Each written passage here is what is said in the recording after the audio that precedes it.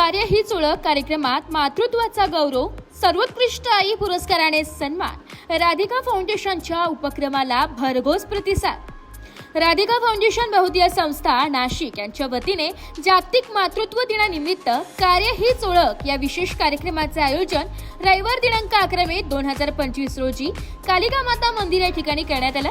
या कार्यक्रमात मातृत्वाचा गौरव करत सर्वोत्कृष्ट आई पुरस्कार व सन्मान प्रदान करण्यात आला। या कार्यक्रमाला शहरातील मान्यवरांनी उपस्थित राहून कार्यक्रमाची शोभा वाढवली। प्रमुख पाहुणे म्हणून श्रीमती पुष्पाबाई शर्मा, सौ नलिनी कड देशमुख, सौ डॉक्टर शोभा सातबाई, डॉक्टर केशवांना पाटील, डॉक्टर सखी मोरे, डॉक्टर वैभवी पाटील, सौ प्रभा मुंदडा, श्री जेकब अण्णा पिल्ले यांनी उपस्थित राहून मातृत्वाचे महत्त्व अधोरेखित केले। कार्यक्रमाचे आयोजन राधिका फाउंडेशनच्या संस्थापिका डॉक्टर चेतनाताई सेवक यांच्या पुढाकाराने करण्यात आले।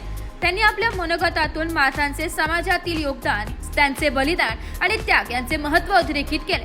कार्यक्रमात विविध क्षेत्रात मातृत्वाचा आदर्श ठरलेल्या मातांना सर्वोत्कृष्ट आई पुरस्कार देऊन गौरवण्यात आलं। उपस्थितांच्या मनात मातृत्वाबद्दलचा सन्मान आणखी वृद्धिंगत करणारा हा कार्यक्रम अत्यंत प्रेरणादायी ठरला। काही मातांनी आज चेतनाताई यांना माई ही पदवी प्रदान केली। कार्यक्रमाचे सूत्रसंचालन आणि आयोजन अतिशय सुंदर पद्धतीने पार पडले। उपस्थितांनी राधिका फाउंडेशनच्या उपक्रमाचे कौतुक करत संस्थेच्या भावी सामाजिक कार्यास शुभेच्छा दिल्या। सर्वप्रथम सर्व महिला वर्ग उपस्थित महिला वर्गांना मातृदिनाच्या खूप खूप शुभेच्छा।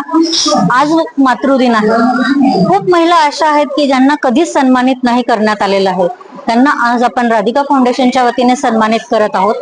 तसेच की त्यांच्या चेहऱ्यावरचं हसू आपण कसं बघू, कारण की तळागाळातील महिला असतात की त्यांना पुरस्कार घेताना काय आनंद होतोय तो आज आपण त्यांच्या चेहऱ्यावर बघू शकतो आहे। आणि आज आपली जी चैतन्याची जो चेतनाताई सेवक ही डॉक्युमेंटरी प्रसिद्ध करण्यात आहोत, तर त्याचं सुद्धा इनॉग्रेशन आज आपण करत आहोत।